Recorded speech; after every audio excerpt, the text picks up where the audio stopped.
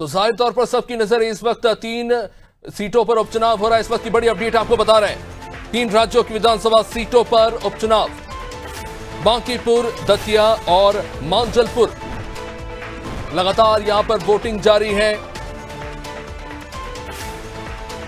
अब तक दतिया में सबसे ज्यादा मतदान प्रतिशत देखा गया है। दतिया में जबरदस्त तरीके से मतदान प्रतिशत वहां पे बढ़ चढ़कर स्थानीय लोग वोटिंग कर रहे हैं। दोपहर 1 बजे तक की 48.9% वोटिंग, शाम तक 80% वोटिंग का अनुमान जताया जा रहा है।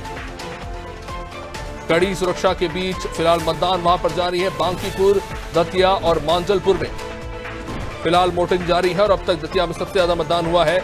दोपहर 1 बजे तक के जो वोटिंग प्रतिशत निकलकर सामने आए हैं आधिकारिक रूप से, उनके आंकड़े आपको बता रहे हैं। वहां पे अभी तक 48.91% वोटिंग देखने को मिली है और अनुमान है कि यह प्रतिशत और तेजी से आगे बढ़ सकता है।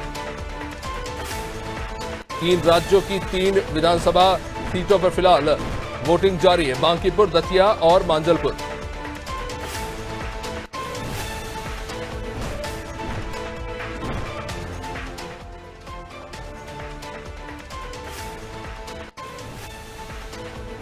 मध्य प्रदेश में दतिया उपचुनाव जो सबसे ज्यादा इस वक्त कह सकते हैं कि हाई, कह सकते हैं कि वहां पे सबसे ज्यादा नजर है और वहां पे सभी की नजर इस वक्त दतिया में हाई प्रोफाइल सीट यहां पर, जहां पे 1 बजे तक 48.91% वोटिंग हो चुकी है। बड़ी संख्या में बढ़ चढ़कर लोग यहां पर मतदान करें।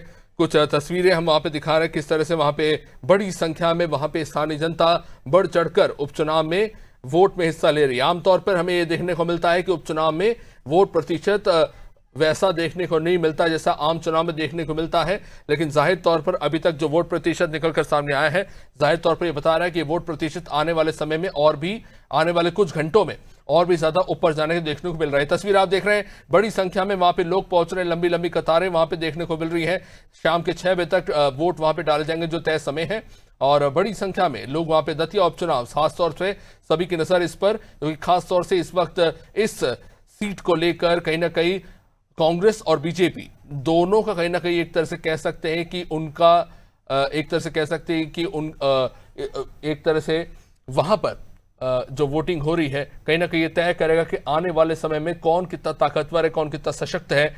और इसको लेकर कहीं ना कहीं वहां पे कह सकते हैं कि सभी की नजर इस पर, और खासतौर से जिस तरह का कह सकते हैं कि विचार वहां पे वहां पे एक तरह से कह सकते हैं कि विचार वहां पे प्रचार प्रसार हुआ है और उसके बाद वहां पर जिस तरह से हम देख सकते हैं कि तमाम प्रदेश के बड़े नेताओं ने वहां जाके प्रचार प्रसार किया, तो ये जो हॉट सीट है उसको लेकर कहीं ना कहीं हम ये कह सकते हैं कि जबरदस्त तरीके से वहां पे वोट प्रतिशत में बढ़ोतरी देखने को मिल रही है।